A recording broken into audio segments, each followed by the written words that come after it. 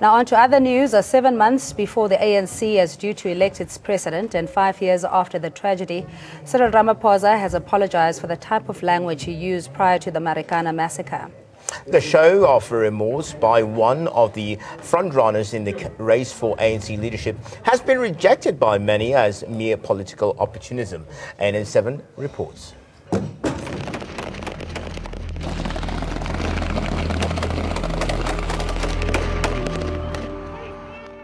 It took 57 months for these gunshots to awaken the conscience of Deputy President Cyril Ramaphosa. A non-executive director of Lonmin at the time of the massacre, Ramaphosa tendered an apology for a series of 9 emails which he wrote to other Lonmin executives and government ministers in the days leading to the tragedy. But survivors of the massacre have rejected the very belated sentiment. The Deputy President had all the opportunity to go through to the people of Marikana and render his apology. He had an opportunity whilst the Falam Commission of Inquiry was running. He never used that opportunity. And now we see no reason as to why he should be coming now, 5 years later, and only speak about his utterances. We are saying his utterances cost more, and he should be consulting and apologizing for the more that his utterances cost. He was very, very clear during the time that the investigation was taking place and the commission of inquiry was taking place that he was not responsible, that in fact he was attempting to avoid bloodshed and so forth and so on, and that he wouldn't take any responsibility. Critics say not only is the regret partial, it's also too little and too late. Questioning the timing and intention behind the statement, some say it reeks of opportunism. We didn't feel a sense of care. We didn't feel a sense of remorse. We just saw someone like a lawyer who's representing his client not to be found guilty what he's accused of. This is so unfortunate that actually until today the Deputy President is actually only apologizing for the language used. Looking at it politically, I do not think the Deputy President has done justice to himself. Actually, he has just given ammunition to the opposition parties as well as the opposition within the ruling party itself, since he is campaigning to be the president of the ruling party. One of the main contenders for ANC's leadership, Ramaphosa may have sought to address the issue that would inevitably come to haunt him in his campaign. But his apology seems to only have given further ammunition to his detractors. Bureau Report, ANN7. And joining us, Walter Lekuleni, PAC Secretary for Publicity, and Blessing Ramoba, political economist. Strike Tokwane is Azapo president, newly elected. And Zakhele Ndlovu is the UKZN political analyst. Good evening to you, gentlemen. And Sifiso Mahlango, NN7 resident political analyst. Welcome, gentlemen. Thank you very much for joining us. Now, here's the Deputy President making an outcry and saying, listen, what happened back then, I apologize for. It was the wrong language that was utilized.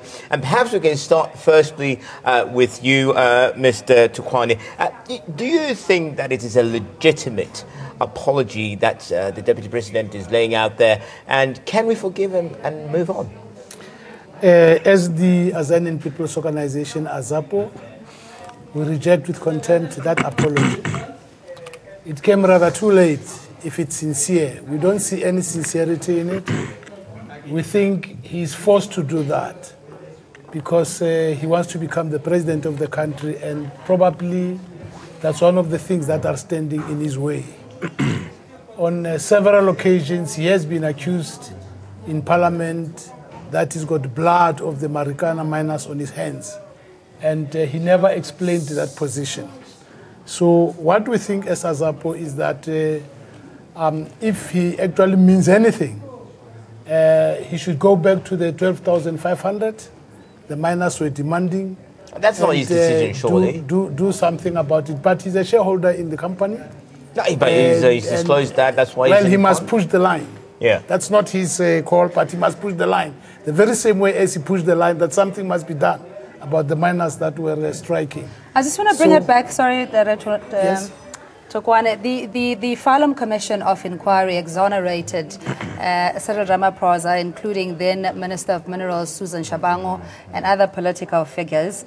And are we now appealing, or are you more appealing to his conscience that he needs to do something in his personal capacity, because that process in terms of investigation and accountability had been done and found him not to have done anything wrong? I'll start with you, Sis. Okay. Well, first of all, good evening. Good evening.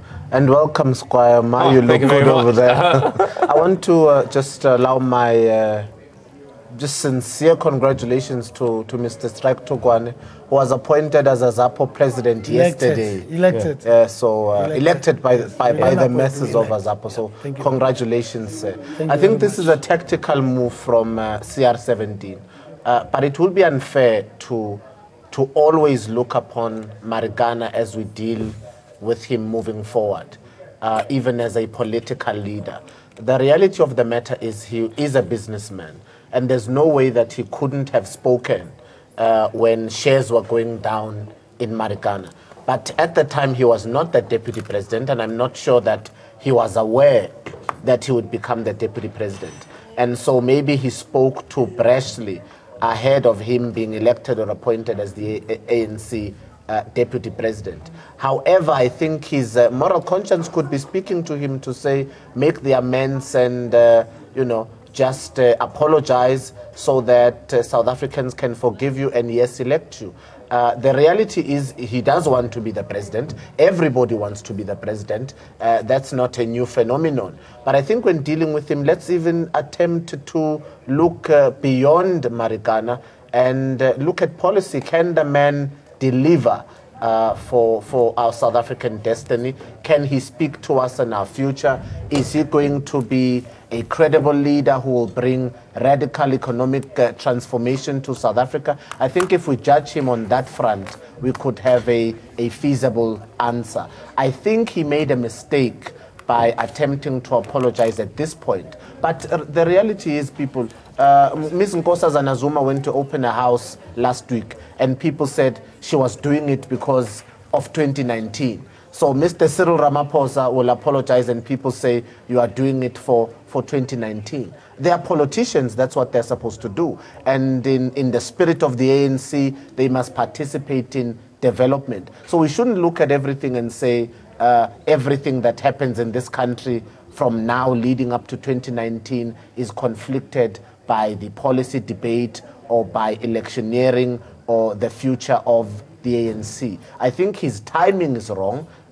Because South Africans will continue to inquire and say, why is he saying it right now? But the reality is the commission found that he did not do anything wrong. Looking forward, I think it's important to say, is he the person to deliver the operandis of bringing radical economic transformation to the political people? If we stick with the rhetoric of opposition parties who always want to throw Marikana at him, they are not throwing it at him because they believe that he is unjust. They are dealing with him because they want to break down the ANC. And I felt that was something that's very, very important. And often it's got nothing to do with Marikana. Opposition parties often use Marikana just as a rhetoric and a stick to beat down the ANC, so that in the minds of South Africans, every time you say the ANC president or the ANC deputy president, the blood of the miners is evident in your mind. Okay. So, Mr. Walter Lukuleni is here with us from the Pan-African Congress. We know very well how seriously upset people were in 2012. Can we remove? I mean, we heard Stumo the other day saying he was wearing a cap as independent as Kusatu, and then he's got another cap where he was in the camp of a different one, which is supporting President Jacob Zuma. Is it possible that Cyril Ramaphosa could have done the same? He was wearing a capitalist cap when he was representing business, and he was acting in that capacity, and now he's wearing a political cap, which means that he's really trying to get into becoming a candidate for the elections in December of this year. Can we differentiate that, or is this the same person that we are talking about, and the thought behind the fact that he would have made that decision does not necessarily impact on his position currently as Deputy President? Thank you for giving me the opportunity. Yeah. I think we should be realist here. The reality that this guy didn't die and then wake up now. He's the same person who made that unfortunate statement. Unfortunately, maybe the problem was the interpretation from the people who received the facts from him. He in the commission, he said that's what he was not meaning, but the reality is the same person. And the perception will remain that whatever he did at that time, what he said, galvanized those who were in charge, you know, the police commissioner, to act in the manner that they acted. So it does not make sense to say that he is not the same person. The reality is that he made that statement. People who received the statement from the company and from the police interpreted it in a manner that led to the massacre of those people. That's reality. But you see, the commission, that's exactly the point, could not prove beyond reasonable doubt to have prima facie evidence that his email necessarily led to the massacre. By this stage, there would already been 10 fatalities or, you know, that had occurred. So I'm just saying, in terms of the facts, that's what the commission says. He hadn't done anything wrong. His email didn't necessarily spark the further. If I might say, I think I agree with that. I think our position is very clear, is that his apology came, it should be accepted. It is late that it came. It took him quite a while for him to apologize, but it's an apology that has arrived. It should be accepted. I don't know whether he's apologizing to us or to the families of who has lost their loved ones, but the reality is that whatever happened, that stigma will remain with him. Yeah, but remember also that as soon as it happened, he tried to offer some 2 million to the miners, which they rejected. And for me, that meant he was feeling guilty about what has happened. It had not actually hit the waves, but the miners themselves said, no, you keep your 2 million rand, would bury our people. So we can sit here, argue about it, but I think the crux of the matter is whether the families are happy with what has happened. Commissions are commissions. They can come out with whatever outcome. In actual fact, in Azapo, we take it beyond Cyril Ramaphosa himself, because there was the minister of the police then, was it Nastim Tetwa, and there was the commissioner of the police, who the commission put everything on her shoulders. She was just a bit new. So we think that despite what the Commission of Inquiry says, down there, the miners will tell you that we got what we got because of the involvement of Ramaphosa as also a businessman in the same company. I don't think it should be looked at as Mr. Cyril Ramaphosa's prerogative alone, or perhaps he is the man he is, and I mean he's the deputy president of the country.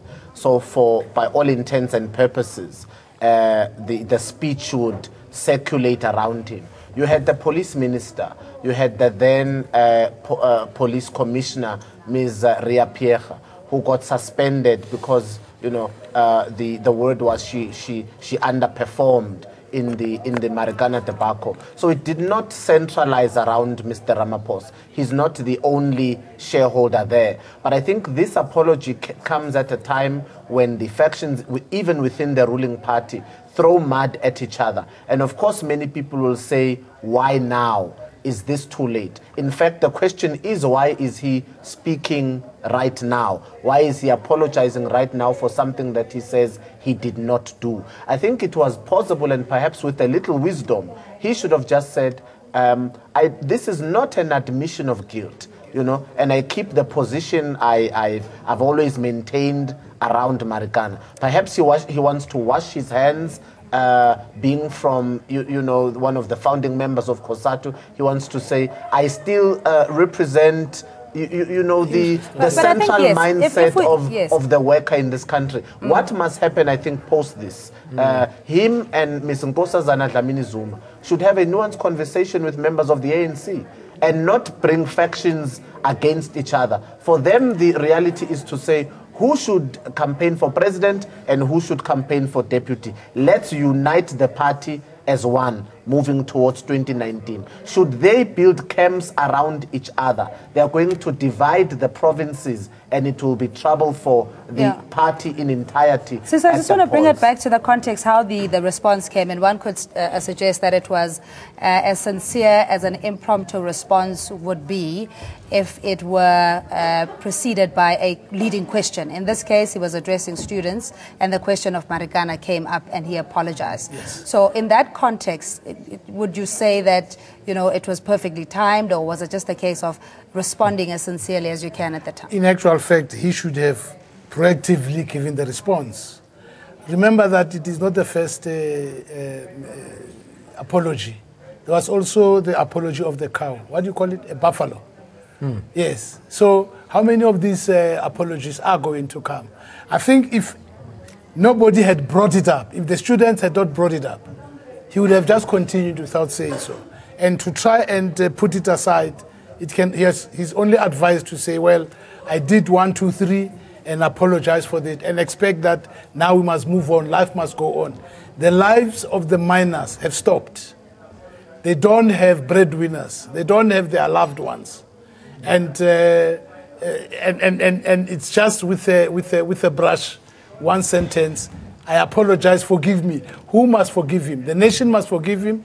Or is there something that he can do, engage the miners a bit more so that they can also become involved in this type of apology? That's why we say we reject it. Yeah, and take into consideration what Cindy just put into context.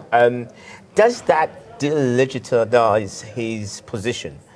Does it delegitimize his position to ask to become president of the country?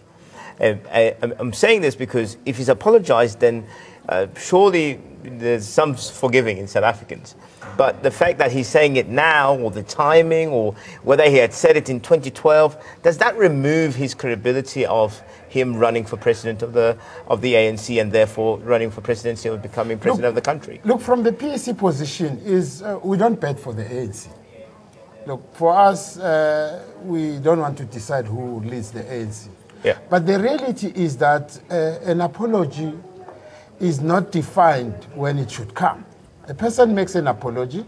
It's up to the person that has been wronged to either accept or reject the apology. Yeah. For us as a nation, we cannot come up and then say that because Cyril Ramaphosa is campaigning to be president, he should not have apologized now. What we could say as a PAC is that maybe in hindsight, he should have apologized immediately as the situation happened. The issue that he offered money, yes. He shouldn't have done it. Not apologize. No. He shouldn't have done it. I think it's correct to understand the context. He was a director of the company. Yeah. He had to act. Yeah. The way he acted, if I remember the evidence that was put in the commission, the way he acted, he sent in information to the people on the ground, his side, and said, you must act. How they interpreted it, he could not have controlled it. I think it would have been different if he personally went there and instructed the people to shoot the miners. I think it's a story that's going to stay with us for a very long time. But gentlemen, thanks so much for your time.